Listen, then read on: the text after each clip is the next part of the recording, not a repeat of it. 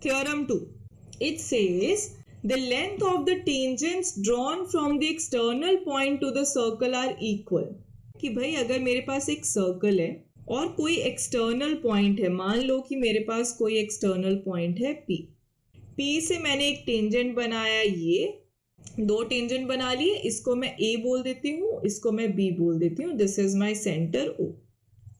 Tangents drawn from the external point, मैंने external point P लिया, उससे दो टेंजेंट्स बनाए सर्कल के ऊपर, तो कहता उन दोनों टेंजेंट्स का लेंथ इक्वल होगा. ये आपको प्रूव करना, मतलब आपको टू प्रूव में क्या लिखना है कि जो PA है वो किसके बराबर है, PB के बराबर. ये आपको प्रूव करना.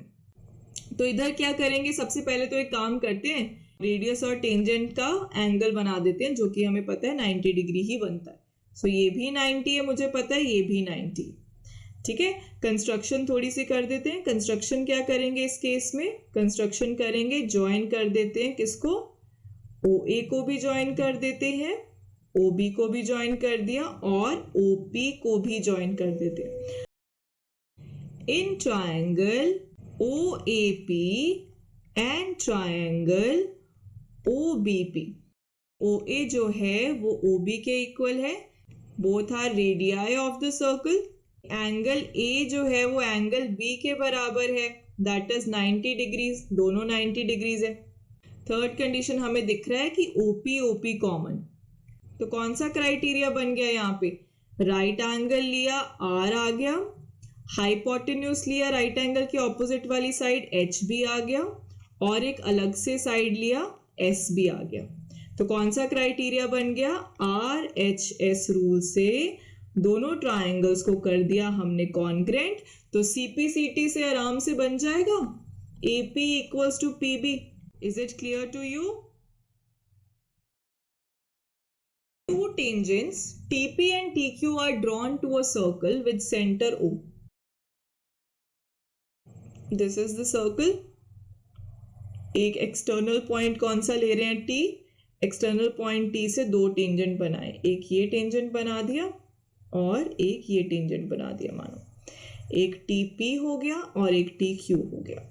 ठीक है, सेंटर हमारे पास O है, तो अगर मैं इसको ज्वाइन कर दूंगी तो ये भी 90 बनेगा, और इसको ज्वाइन कर दूंगी तो ये भी टेंजेंट के साथ 90 बनाएगी. इतना तो हमें पता ही है ना. आपको क्या प्रूव करना है, आपको ये प्रूव करना है कि एंगल PTQ, एंगल PTQ बोले तो ये वाला जो एंगल है, this angle is equal to twice of angle OPQ. ठीक है, तो आपको क्या प्रूव करना है, अगर मैं इसको एंगल 1 बोल देती हूँ, इसको एंगल 2 बोल देती हूँ, तो आपको प्रूव ये करना है बेटा कि angle 1 is equal to twice of angle 2. ठीक है, ये प्रूव करना है.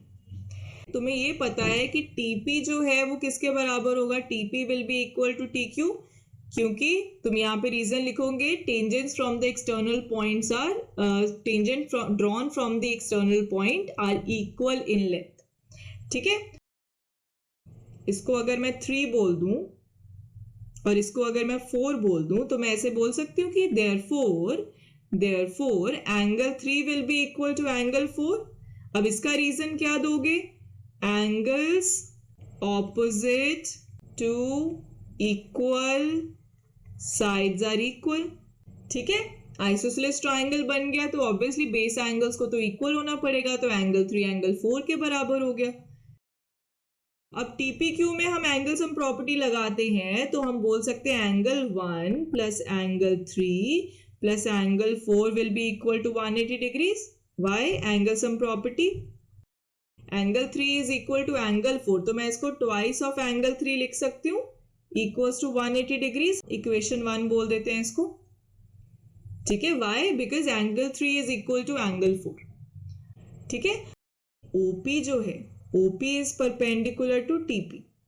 यस, वाई, क्योंकि रेडियस जो है, रेडियस एंड टेंजेंट जो होते हैं वो परपेंडिकुलर होते हैं टू ईच अदर.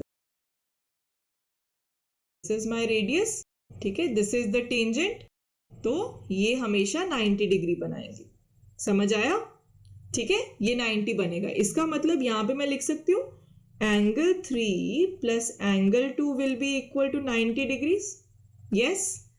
अच्छा, यहां से एंगल 3 की वैल्यू निकाल लेते हैं। क्यों?